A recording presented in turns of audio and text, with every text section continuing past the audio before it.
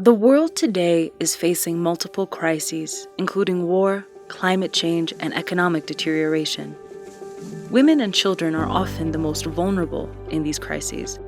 Empowering women and children is crucial to solving these crises. Women are drivers of change. Cornerstones of their families, they are the cornerstones of society. Protecting and empowering women, giving women room to lead in national and international spaces, is essential to changing the world.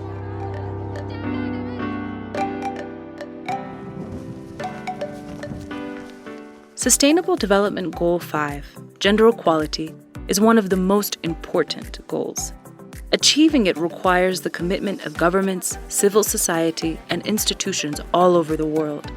The UN in general, and UNDP in particular, have been key advocates for this change, engaging stakeholders and investing in economic, health, educational, and policy improvements to lift up women.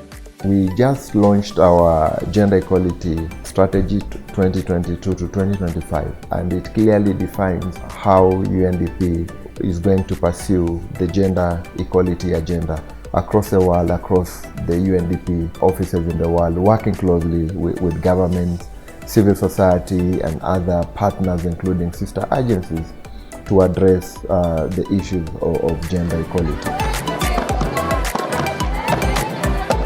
Eritrea's commitment to gender equality is woven into its very identity. The government of the State of Eritrea is committed to implementing policies to protect and empower women, and gender equality is stated as a government priority in the Eritrean National Charter. The Charter states, "In Eritrea, there shall not be any position exclusively reserved for men that cannot be attained by women." Eritrea has a very proud history of involving and including women in its nation-building process. This is a very good start. So women have really joined in all walks of life and especially helped to shape the development agenda and continues to do so. Eritrea did meet the MDGs on dignified life, especially on health and education for women. These are very good foundations that we can build on to achieve the SDGs. But there is a long way to go. Women most of the time are invisible because they work majority in the informal sector. Look at the agriculture. You go and see who is working the land really at the very beginning. It's the women. Look at the social structure. Who is holding it and managing it and keeping it together? It's women. Look at the economic sector. When you go on the street, who do you see? It's women. So we see them there, but then the higher you go, the less they are seen, which makes people believe that women are not doing anything. But when you look at the foundation, they're literally 90% of the workforce of the informal sectors, whichever it is. UNDP in Eritrea has been partnering with the government to express this priority through supporting initiatives that ensure access to justice, economic empowerment, education, and health for women, and that promote the elimination of gender-based violence. We have a training. We make sure that at least 50% of that, what the beneficiary should be women. With the National Confederation of Eritrean Workers, we train around 1,600 young, especially women, to get different kind of skills. We deal with the women association. We support them economically. We support them culturally. So as UNDP, we'll continue to support the government of State Eritrea on the empowerment of women. UNDP has worked with women's organizations and other stakeholders to provide trainings to increase the number of leadership and decision-making roles. UNDP have a good initiative in this project. We have a girls' education program. We give incentives for families who are not able to send their children to schools. Students who are not able to go to school because of the distance, we provide them bicycles. There are also training related to young professionals. UNDP has also made significant investments in micro and macro credit loans, capacity building and vocational training, as well as development projects that have positive impacts on Eritrean women. We have capacity building, vocational skill training, and when we train them, we provide microcredit. So all in all, this is just to make sure young people are employed. Most of the beneficiaries of the program that I had already mentioned, more than 60% are women. I'm I'm working as the division head of Sawa and higher education institutions. These girls in these institutions are the change agents in the society. Today they might be students, tomorrow they're engineers, teachers, or whatever. And especially if they become teachers, it means that they're becoming social engineers. And being a social engineer means that bringing up a change in your community. With the UNDP's help, women empowerment projects have been taking place. Their support has been very helpful because vocational trainings and other kinds of trainings were given, and in that way job creation has been made. The Minimum Integrated Household Agricultural Package, or MIHAP, the Araza Maiduma Solar Plant, the Mandefera Sanitary Pad Factory, the Children's Daycare Center at the Ministry of Foreign Affairs, and the Sustainable Land Management Project are some of the major development projects and investments that have had big impacts on the lives of women across Eritrea. The UN values, SDGs, especially SDG 5 of women empowerment, economic empowerment, cultural empowerment, social empowerment, political empowerment, all those levels are crucial to building that society where, everyone can feel like they have all the opportunities that everyone else has as well. I took the first course when I was working as a public prosecutor.